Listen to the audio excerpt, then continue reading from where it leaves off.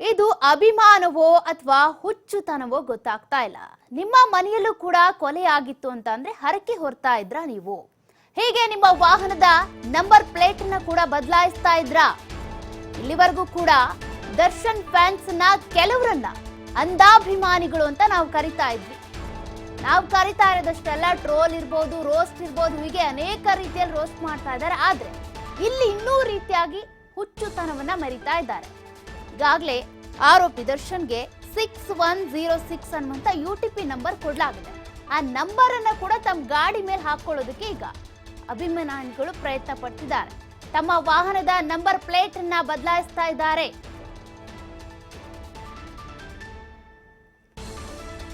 ಕೊಲೆ ಆರೋಪಿಯನ್ನ ಹೊತ್ತು ಮೆರೆಯೋದು ಹಾಗಾದ್ರೆ ಎಷ್ಟು ಸರಿ ಅನ್ನುವಂತ ಪ್ರಶ್ನೆ ಕೂಡ ಈಗ ಎದುರಾಗಿದೆ. ಮೈಸೂರಲ್ಲಿ ದರ್ಶನ್ ಅಭಿಮಾನಿಯ ಹುಚ್ಚುತನ ಹೆಚ್ಚಾಗಿದೆ. ದರ್ಶನ್ ಕೈದಿ ನಂಬರ್ ತಮ್ಮ ವಾಹನಕ್ಕೆ ಇಡೋದಕ್ಕೆ ಅಂತ ತೀರ್ಮಾನ ಮಾಡ್ಕೊಂಡಿದ್ದಾರಂತೆ. ಹಾಗಾದ್ರೆ ನಿಮ್ಮ ಮನೇಲೂ ಕೊಲೆ ಆದ್ರೆ ಇದೇ ರೀತಿ ಮಾಡ್ತೀರಾ? ಆ ಕೈದಿ ನಂಬರ್ ಅನ್ನ ನಿಮ್ಮ ಗಾಡಿ ಪ್ಲೇಟ್ ನಂಬರ್ ಪ್ಲೇಟ್ ಮಾಡ್ಕೊಳ್ತೀರಾ? ದರ್ಶನ್ ಕೈದಿ ನಂಬರ್ 6106 ಈ ನಂಬರ್ ಅನ್ನ ತಮ್ಮ ವಾಹನಕ್ಕೆ ಇಡೋದಕ್ಕೆ ಅಂತ ಒಬ್ಬ ಅಂಧಾಭಿಮಾನಿ ಮುಂದಾಗಿರುವಂತದ್ದು. RTO ನಲ್ಲಿ ರಿಜಿಸ್ಟರ್ ಮಾಡಿಸೋದಕ್ಕೆ ಕೂಡ ಈ ಅಭಿಮಾನಿ ಮುಂದಾಗಿದ್ದಾರಂತೆ. ಇದಕ್ಕೆ ಅಭಿಮಾನ ಅಂತ ಕರಿತಿರೋ, ಹುಚ್ಚುತನ ಅಂತ ಕರಿತಿರೋ ನಿಮ್ಗೆ ಬಿಟ್ಟಿದ್ದು.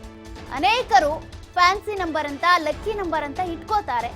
ಅವರ ಜಾತಕಕ್ಕೋ ಅಥವಾ ಅವರ ಹೆಸರಿಗೋ ತಕ್ಕಂತೆ ಏನೋ ಒಂದಿಷ್ಟು ನಂಬರ್ಗಳನ್ನ ಇಟ್ಕೋತಾರೆ. ಆದ್ರೆ ತಮ್ಮ ಸ್ಟಾರ್ ಕೈದಿ ನಂಬರ್ನ ಗಾಡಿ ನಂಬರ್ಗೆ ಇಟ್ಕೊಳಕ್ ಹೋಗ್ತಿದಾರಲ್ಲ, ನಿಜಕ್ಕೂ ಕೂಡ ಇದು ಅಭಿಮಾನನ? ದರ್ಶನ್ ಜೈಲು ವಾಸವನ್ನ ನೆನೆದು ಅಭಿಮಾನಿ ಕಣ್ಣೀರಿಟ್ಟಿದ್ದಾರೆ. ಅಭಿಮಾನ ಗೊತ್ತಾಗುತ್ತೆ, ಹಾಗಂತ ಕೊಲೆ ಆರೋಪಿ ಅಂತ ಕನ್ಸಿಡರ್ ಮಾಡಲಾಗಿದೆ. 6106 ಅನ್ನುವಂತ UTP ನಂಬರ್ ಕೊಡಲಾಗಿದೆ.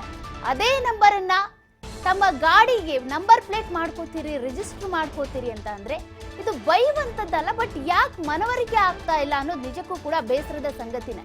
ಶೀಘ್ರವಾಗಿನೇ ಬಿಡುಗಡೆ ಮಾಡೋದಕ್ಕೆ ಅಂತ ಚಾಮುಂಡಿ ಬೆಟ್ಟದಲ್ಲಿ ಅಭಿಮಾನಿ ಹರಕೆಯನ್ನ ಕೂಡ ಹೊತ್ತಿದ್ದಾರಂತೆ.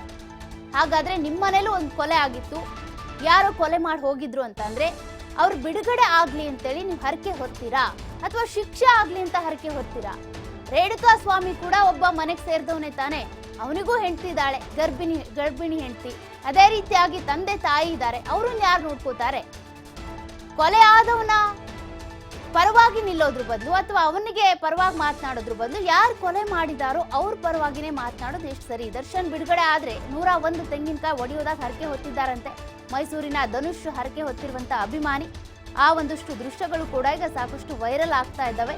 ಗಾಡಿ ನಂಬರ್ ಕೂಡ ನಂಬರ್ ಪ್ಲೇಟ್ ನ ಚೇಂಜ್ ಮಾಡ್ಕೊಳ್ತಾರೆ ಅಂತ ಹರಕೆ ಕೂಡ ಈಗ ಹೊತ್ತಿದ್ದಾರಂತೆ.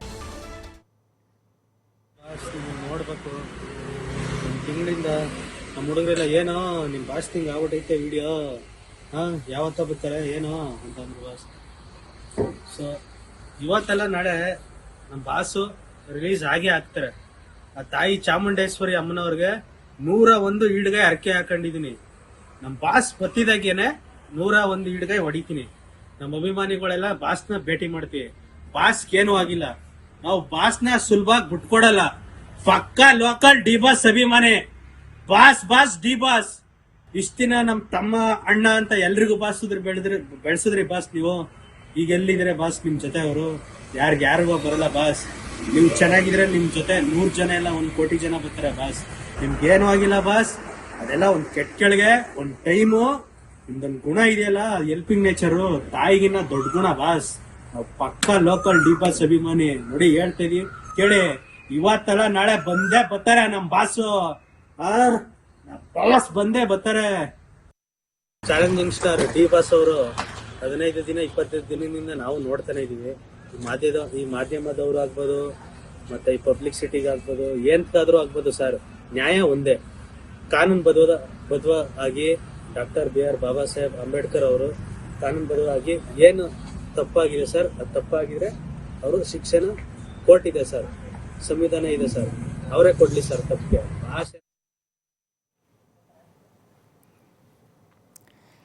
ನೀವು ದರ್ಶನ್ ಅವರ ಅಭಿಮಾನಿಯ ಮಾತುಗಳನ್ನು ಕೇಳಿಸ್ಕೊಳ್ತಾ ಇದ್ದೀರಾ. ಧನುಷ್ ಅಂತೇಳಿ ಅವರು ಹರಕೆ ಹೊತ್ಕೊಂಡಿದ್ದಾರೆ. 101 ತೆಂಗಿನಕಾಯಿಗಳನ್ನ ಒಡಿತೀನಿ, ದರ್ಶನ್ ಆದಷ್ಟು ಬೇಗ ಬಿಡುಗಡೆ ಆಗಿ ಬರ್ಲಿ ಅಂತ. ಹೈ ಪ್ರೊಫೈಲ್ ಕೇಸ್ ಇದು. ಅದೇ ರೀತಿಯಾಗಿ ಕೊಲೆ ಆರೋಪಿ ಅಂತ ಪಟ್ಟ ಕಟ್ಕೊಂಡಿರುವಂತ ದರ್ಶನ್ ಪರವಾಗಿ ಹರಕೆ ಹೊತ್ತಿರುವಂತದ್ದು ನಿಜಕ್ಕೂ ಕೂಡ ದುರಂತ ಅಂತಾನೆ ಅನಿಸ್ತಾ ಇದೆ. ಯುವ ಜನತೆ ಯಾವ ನಿಟ್ಟಿನಲ್ಲಿ ಸಾಕ್ತಾ ಇದ್ದಾರೆ, ಮನವರಿಕೆ ಯಾವಾಗ ಆಗುತ್ತೆ ಅಂತ ಕಾದ್ ನೋಡೋಣ.